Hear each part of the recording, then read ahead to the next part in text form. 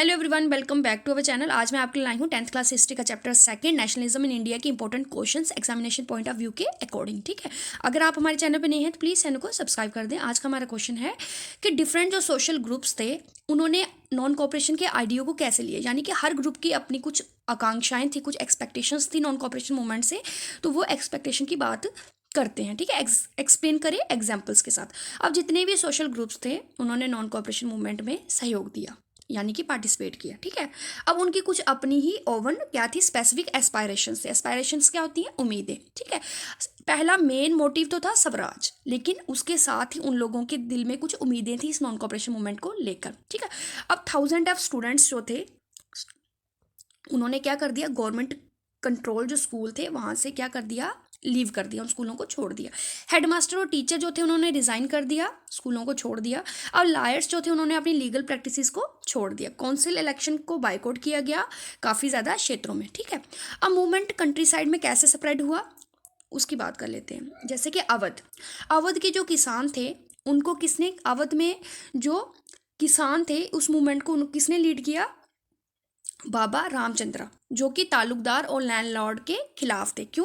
क्योंकि जो वहाँ के तालुकदार और जो लैंडलॉर्ड थे उनसे काफ़ी ज़्यादा हाई रेंट लेते थे और उसके साथ ही अन्य कर भी किसानों से लिए जाते थे और किसानों को ज़बरदस्ती उनके खेतों पर काम करना पड़ता था किसी पेमेंट के बिना। मतलब उनको ज़बरदस्ती किसानों को उन लैंडलॉर्ड और तालुकदारों के खेतों पर काम करना पड़ता था, उसके बदले में उन्हें मजदूरी नहीं दी जाती थी।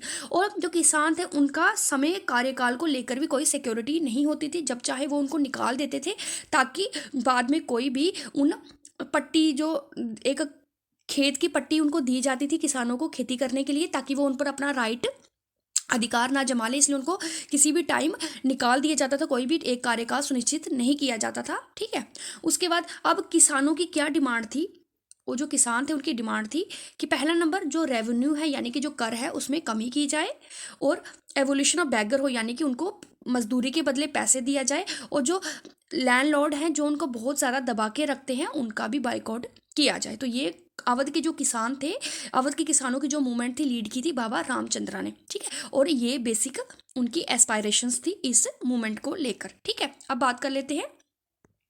अब जो गुडम हिल थी आंध्र प्रदेश में, वहाँ पे एक मिलिटेंट गुरिल्ला जो मूवमेंट थी वो स्प्रेड हुई थी 1920 में। क्यों?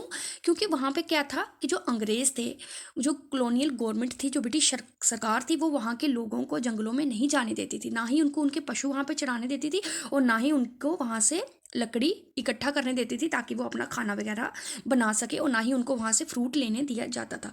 ठीक है, और वहाँ के जो लोग थे उनका ये मानना था कि ये उनका ट्रेडिशनल राइट है, यानी कि ये उनका रीति रिवाज है कि वो क्योंकि उनका पूरा जीवन जो था वो पेड़ों जंगलों पर ही डिपेंड था, और उनको ये लगता था कि ये जो ब्रिटिश गवर्नमेंट है ये उनके ट्रेडिशनल राइट को उनसे छीन रही है, उनको ख़त्म कर रही है। तो इसलिए वो इस उम्मीद से कि ये जो नॉन कॉपरेशन मूवमेंट है उनके इस अधिकार को वापस दिला देगा, इसलिए वो इस मूवमेंट से जुड़े थे।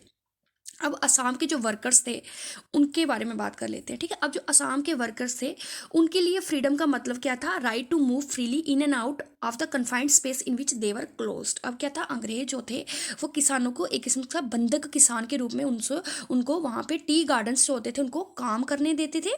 ठीक है, उनको वहाँ पे रखा जाता था, उनको घर जाने की भी परमिशन नहीं होती थी विदाउट उनकी परमिशन के। ठीक है, वो घर नहीं जा सकते थे, और वो परमिशन बड़ा ही कम देते थे उनको घर जाने के लिए, और वो चाहते थे कि उनको ये राइट मिले कि वो उस जगह से अपने घर में आ जा सके। जैसे कि इनलैंड इमिग्रेशन जो एक्ट हुआ था 1859 में, वहाँ पे क्या था, परमिशन नहीं थी टी गार्डन्स में जो वर्कर काम करते थे कि वो अंग्रेजों की परमिशन के बिना अपने घर को जा सके, और ये परमिशन उनको बहुत ही कम, हार्डली ग्रांटेड, यानी कि उनको नहीं दी जाती थी, बहुत कम दी जाती थी। ठीक है, और जब उन्होंने सुना कि नॉन कॉपरेशन मूवमेंट को लॉन्च किया गया है तो थाउजेंड ऑफ वर्कर जो थे उन्होंने अपने जो अथॉरिटीज़ थी उनकी अवहेलना, यानी कि उनको ना मानकर वो अपने घरों को चले गए। तो ये कुछ ग्रुप्स थे जिनकी एक्सपेक्टेशन थी, अपनी अपनी उम्मीदें थी नॉन कॉपरेशन मूवमेंट से। Thank you.